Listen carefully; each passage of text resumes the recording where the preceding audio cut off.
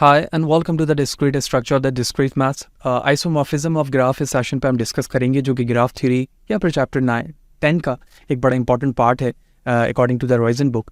तो video further continue करने से पहले बताते चलूँ कि प्रीवियसली तमाम वीडियोस बड़ी इंपॉर्टेंट है जहाँ पर हम ग्राफ थ्योरी से रिलेटेड बड़े इंपॉर्टेंट टॉपिक्स को डिस्कस कर रहे हैं। इधर आप डेटा स्ट्रक्चर्स के पॉइंट ऑफ व्यू से देखें या डिस्क्रीट के एग्जाम के पॉइंट ऑफ व्यू से, रिसर्च के पॉइंट ऑफ व्यू से, ये सारी चीज़ें बड़ी इंपॉर्टेंट है।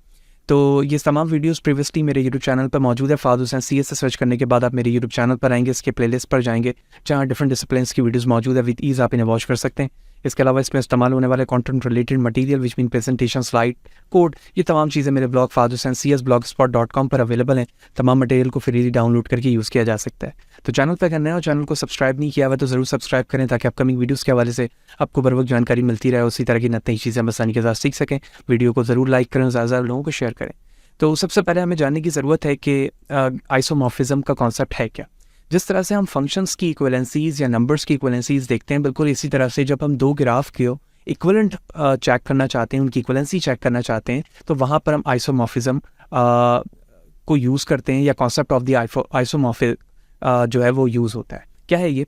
The simple graph, the G1 having the number of the n number of the vertices and edges, and the G2 having the n number of the vertices and edges that is represented by V1 E1 and V2 E2 are the isomorphic if there is a one-to-one and on-to function, okay, f from V1 to V2 with the property that A and B are adjacent in graph 1 if and only if the function of A and the function of B are adjacent in G2. For all A and B in V1, such a function f is called a isomorphism.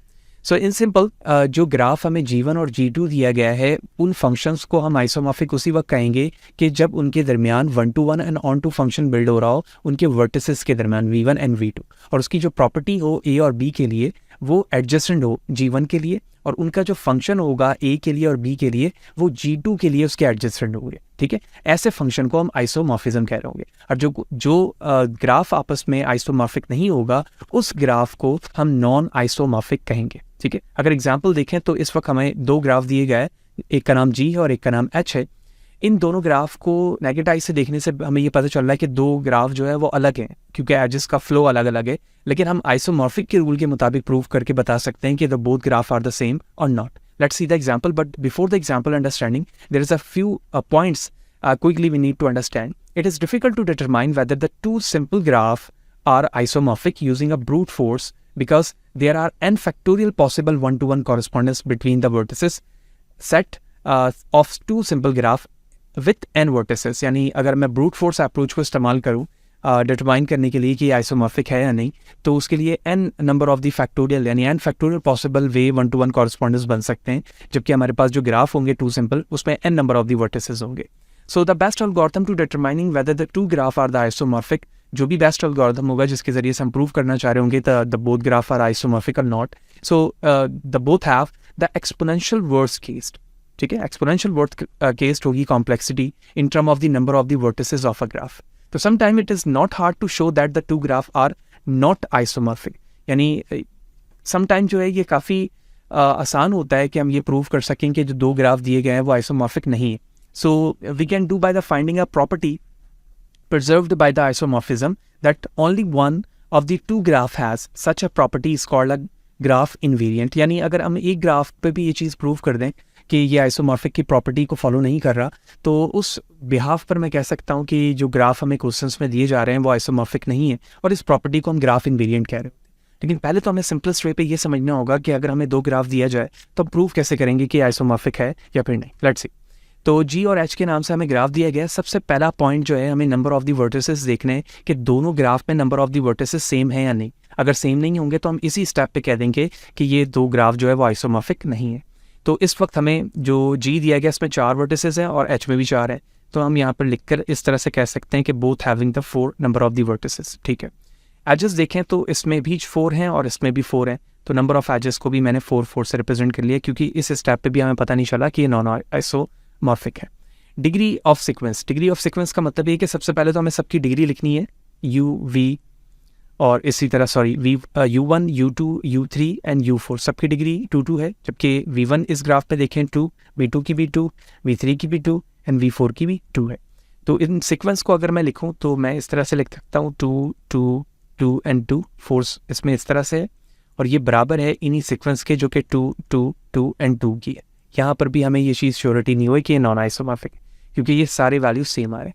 अब last step पे हमें mapping करनी होती है, जिस तरह से हम फंक्शन की मैपिंग कर रहे होते हैं। तो फंक्शन की मैपिंग करने के लिए हम इस तरह से मैपिंग सर्कल बना लेते हैं, और इसमें वो तमाम वर्टिसेस के नेम लिख लेते हैं जो हमें दिए गए हैं, यानी U1 U2 U3 and U4। तो U1 U2 U3 and U4, जबकि यहाँ पर जो वर्टिसेस हैं वो V1 है, V2 है, V3 है और V4 है। That's good. अच्छा, अब हमें U1 से अगर मैं स्टार्ट कर रहा हूँ तो मुझे सबसे पहले ये देखना होगा कि U1 की अपनी की डिग्री क्या है, 2 है, और जिन जिन वर्टिसेस से ये कनेक्ट है उनकी अपनी डिग्री क्या है, तो उसकी खुद की डिग्री 2 है, और जिन जिन से ये कनेक्ट है यानी U2 और U3 से, उन दोनों की भी डिग्री 2 2 है। तो मुझे इस ग्राफ में H में एक ऐसा वर्टिस देखना होगा जिसकी खुद की डिग्री 2 हो, और वो दो अलग वर्टिसेस से वैसे ही कनेक्ट हो जैसे ये कनेक्ट है। आई मीन कनेक्शन उसी से मुराद ये है कि जिससे वो कनेक्ट है उन दोनों की डिग्री भी 2 हो। अगर मैं ये V1 को चूज़ करता हूँ U1 के लिए तो इसकी डिग्री खुद की 2 है, ठीक है। ये V3 से कनेक्ट है, इसकी डिग्री 2 है, राइट, और V4 से कनेक्ट है, इसकी डिग्री 2 है। इसका मतलब ये है कि मैं U1 को V1 से 1 to 1 फंक्शन मैप करवा सकता हूँ। तो मैंने इस तरह से एक लाइन बनाई और इस तरह से इसे मैप कर दिया। That's good. Okay, the next one U2 की खुद की डिग्री 2 है, और 4 और 1 से ये कनेक्ट है, जिन दोनों की भी डिग्री 2 2 है। तो क्या मैं इस U2 को V2 से कनेक्ट कर सकता हूँ? क्योंकि अगर मैं V2 देखूँ तो खुद की डिग्री 2 है, और ये दो वर्टेक्स से कनेक्ट है जिसकी खुद की डिग्री 2 एंड 2 है। तो मैं डायरेक्टली यहाँ U2 से V2 को कनेक्ट कर सकता हूँ। U3 को देखें, क्योंकि काफ़ी आसान सी एग्जाम्पल है, यही वजह है कि मैं एक एक स्टेप बता रहा हूँ। मल्टीपल एग्जाम्पल्स देखेंगे तो हमें कॉम्प्लेक्स रीजन भी समझ पाएगा। U3 U4 एंड U1 से कनेक्ट है, दोनों की डिग्री 2 2 है, और अगर मैं V3 देखूँ खुद की डिग्री 2 है, 2 से कनेक्ट है 2 2 के साथ, U3 को मैप कर दिया, और U4 भी सेम एग्जाम्पल के साथ वैसे ही फुलफिल कर रही है जैसे फर्दर कर रहे हैं, उस तरह से मैंने मैप कर दिया। तो इसका मतलब ये हुआ कि based on this the given graph G and H has the isomorphic property and the given graph are called a isomorphic graph. तो किसी भी तरह का हमें ग्राफ दिया जाए, हम इन्हीं स्टेप्स को फॉलो करेंगे, और फॉलो करने के बाद प्रूव कर सकते हैं द गिवन ग्राफ आइसोमॉर्फिक है या फिर नहीं। मज़ीद डेप्थ पे जाएं तो आप इस तरह से भी उसकी प्रॉपर्टी चेक कर सकते हैं कि U1 U2 U2 U3 U3 U4 को आप रिलेशन करके देखें, और उसके बाद V1 और V3 से रिलेशन करके देखें कि वो मैप हुए हैं, यानी उनके दरमियान एज है या नहीं। फिर U1 से U3 को देख लें, तो एडवांस पे भी आप जाकर चेक कर सकते हैं। लेकिन नॉर्मली एग्जाम के पॉइंट ऑफ व्यू से अगर चीज़ें इस लेवल तक भी फुलफिल हो जाती हैं तो हम यहीं पर डिसाइड कर लेते हैं कि the given graph is isomorphic और नॉट। ठीक है, होप यू विल अंडरस्टैंड। अब आते हैं कुछ मजीद एग्जाम्पल्स की तरफ। ये तो बिल्कुल वही एग्जाम्पल है जो अभी हमने प्रीवियस स्लाइड पे मैंने सॉल्व की। तो 1 to 1 फंक्शंस हमें मैप करना था। मैप करने के बाद हम इस तरह से फंक्शन की इक्वलेंट दिखाते हैं इसे। तो मैंने यहाँ लिखा है function of U1 equal to V1। Actually इसकी बात हो रही है कि U1 डोमेन है और ये उसकी रेंज वैल्यू है। ठीक है, तो इस तरह से आप एग्जाम में इसे रिप्रेजेंट कर सकते हैं कि जब मैं U1 को V1 के बराबर ले सकता हूँ, U2 को V4 के बराबर यहाँ पे लिया जा रहा है। वो इनकी मर्जी है, आप किसी भी चीज़ को ले सकते हैं यहाँ पर, लेकिन हमें रूल ये देखना है कि जिस वर्टेक्स को लिया जा रहा है उसकी डिग्री भी वही होनी चाहिए जो हमने पहले वाले में लिए, और जिनसे वो कनेक्ट है उनकी भी वही होनी चाहिए। ठीक है, मैंने वैल्यूज चेंज लिए। इसी तरह से U3 को V3 लिया गया है, U2 को V4 लिया गया, और इस तरह से उनकी इक्वलेंस वैल्यूज दिखाई गई है। ठीक है, and that is represent by the form of the isomorphic. ठीक है, द नेक्स्ट वन, हमें दो ग्राफ दिया गया G और G बार।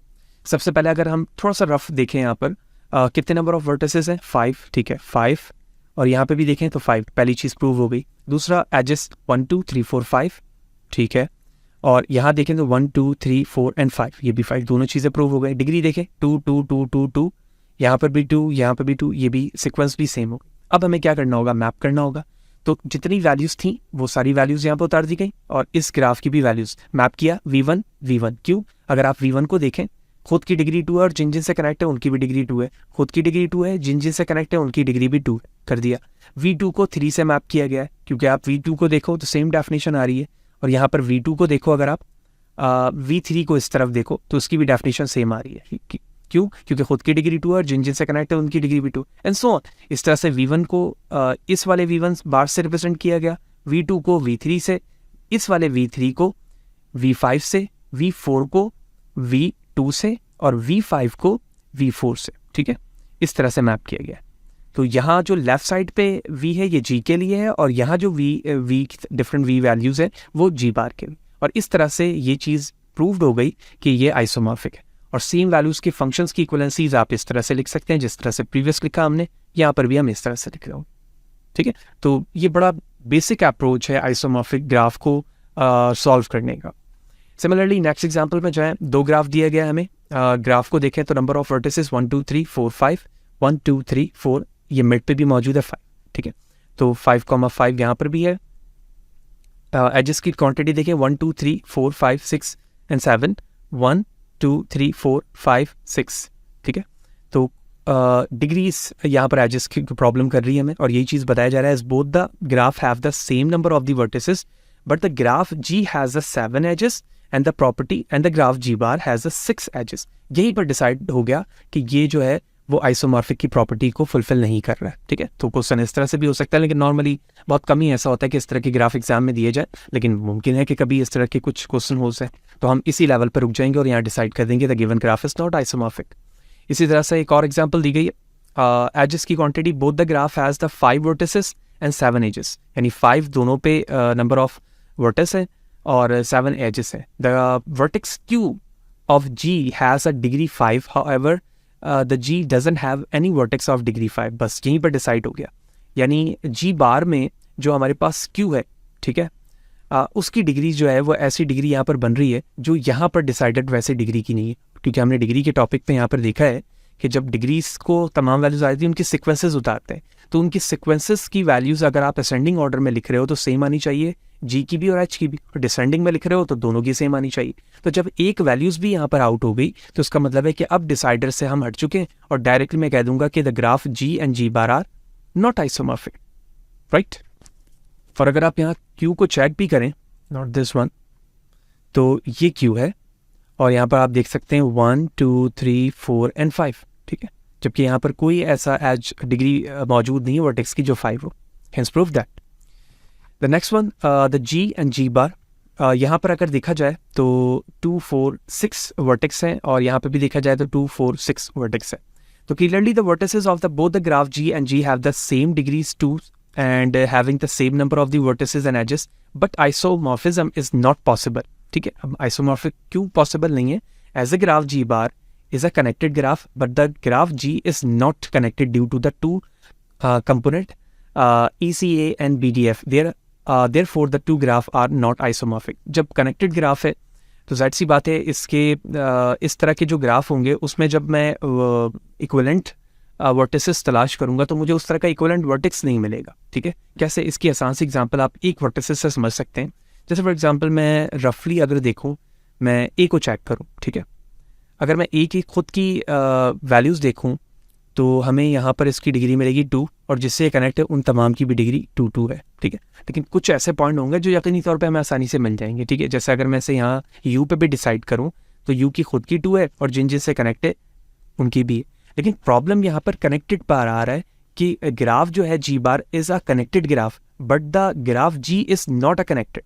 जो G है वो कनेक्टेड नहीं है। क्यों? क्योंकि आप देखो कि यहाँ पर जो F है वो इस A से कनेक्ट नहीं है, इसी तरह से ये इससे कनेक्ट नहीं है, ये इससे कनेक्ट नहीं है। तो एजेस की जो क्वांटिटी होगी पेयरिंग पे वो आपको प्रॉब्लम करेगी। यही वजह है कि हम यहीं पे डिसाइड कर लें।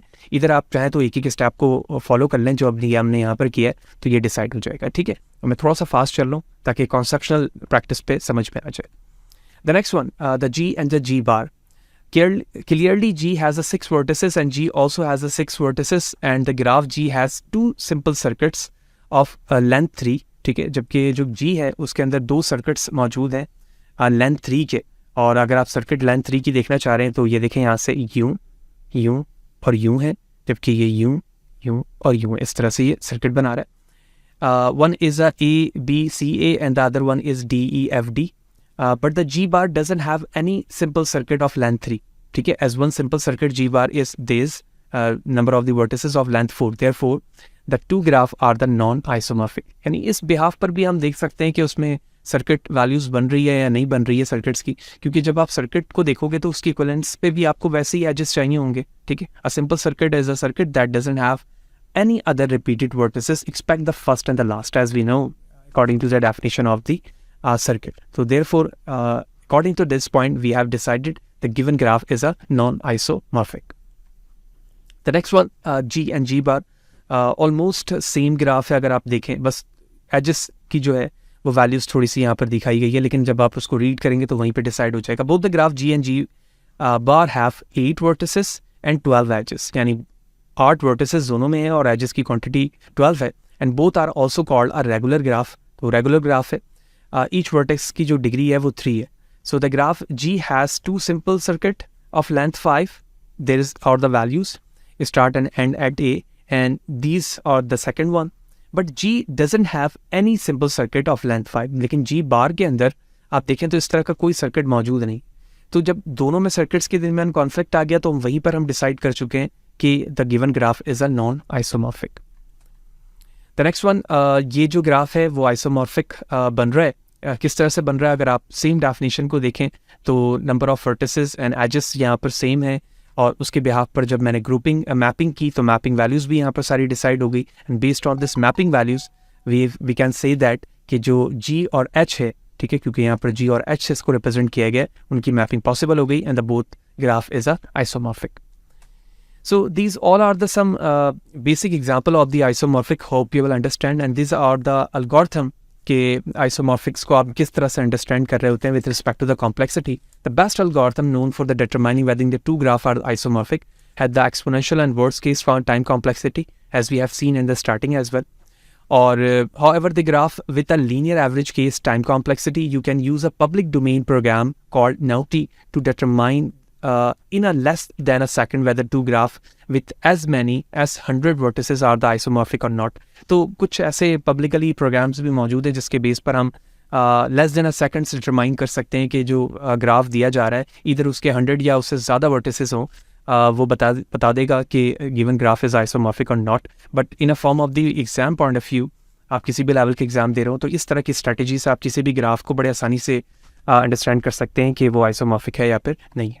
The last one, the application. जब भी हम कोई टॉपिक डिस्कस करते हैं तो कोशिश यही होती है कि हम उसके एप्लीकेशन को भी देखें कि कहाँ पर उसे इस्तेमाल किया जा रहा है. So the first thing is a chemist molecular graph to model chemical components.